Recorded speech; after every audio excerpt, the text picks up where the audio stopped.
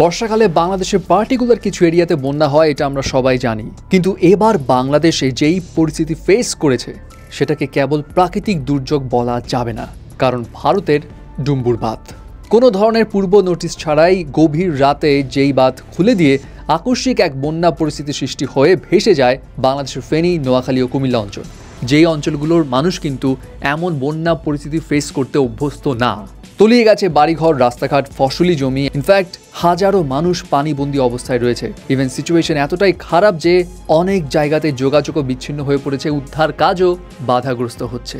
এবং বাংলাদেশের এই অঞ্চলগুলোতে এই কঠিন পরিস্থিতির সৃষ্টি নিয়ে ভারতকে নিয়ে হচ্ছে প্রচুর সমালোচনা। প্রশ্ন, 31 বছর পর কেন এই বাঁধ খুলে দেওয়ার প্রয়োজন হলো ভারতের? তারা কি এভাবেই পরিচয় দিচ্ছে বন্ধু রাষ্ট্রের? প্রশ্ন এটা সবার, নাকি কোনো অযৌক্তিক আক্রোশ মিটাচ্ছে ভারত বাংলাদেশের উপর? প্রথমত, এটা সত্যি ভারতের ত্রিপুরাতেও বন্যার পরিস্থিতি ভয়াবহ।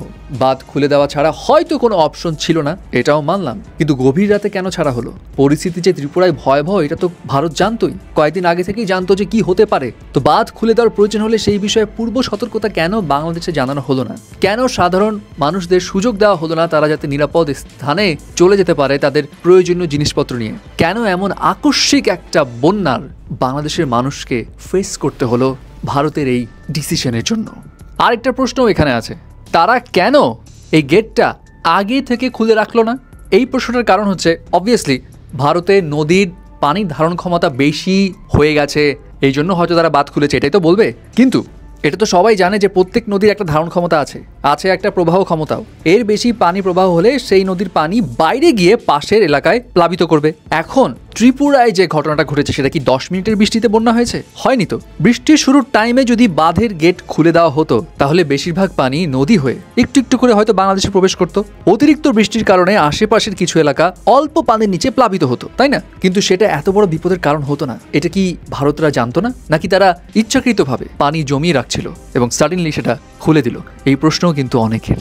এই বিষয়গুলোর জবাব চায় এখন বাংলাদেশিরা। ইভেন ক্রীড়া উপদেষ্টা আসিফ মাহমুদ তিনিও ফেসবুকে স্ট্যাটাসে লিখেছেন, পৃথিবীর ইতিহাসে নিকৃষ্টতম গণহত্যাকারী শেখ হাসিনাকে আশ্রয়, নোটিশ ছাড়াই ওয়াটার গেট খুলে দিয়ে বন্যার সৃষ্টি করা ভারতের সাথে বাংলাদেশের সম্পর্কের অবনতির কারণ হতে পারে। এই বিষয়ে বাংলাদেশের জনগণের কাছে স্পষ্ট ব্যাখ্যা দিতে হবে। কিন্তু ঘটনা কি এখানেই শেষ?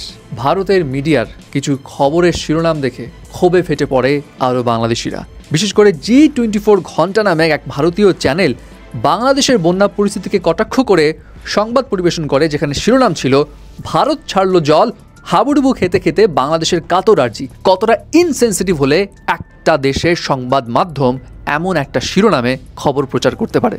যদি ইতিমধ্যে জি মিডিয়ার ওয়েবসাইট অলরেডি হ্যাক করে ফেলেছে। যাই হোক, বিষয় সেটা না। বিষয় হচ্ছে বর্তমানে যেই কঠিন পরিস্থিতি বাংলাদেশ ফেস করছে, এই পরিস্থিতি মোকাবেলা তো আমাদেরকেই করতে হবে এবং যার যতটুকু সামর্থ্য, যতটুকু শক্তি আছে এগিয়ে যাওয়া উচিত আটকে পড়া মানুষদের বাঁচাতে। এবং এখানে আতঙ্কের বিষয় আরেকটি রয়েছে। ইতিমধ্যেই আবার শোনা যাচ্ছে ত্রিপুরায় খোয়াই নদীর 7টি গেট খুলে দেওয়া হয়েছে। তো শুধুমাত্র কিন্তু এখন এই ফেনী, কুমিল্লা কিংবা নোয়াখালী এই অঞ্চলগুলো নয়, বরং সিলেট, মৌলভীবাজার, শ্রীমঙ্গল তারাও কিন্তু বিপদের মধ্যে পড়তে যাচ্ছে। আর হু নোজ, হয়তো এই গসিপ দিতে দিতে পরিস্থিতি সেখানেও অনেকটা খারাপ হয়ে যাচ্ছে।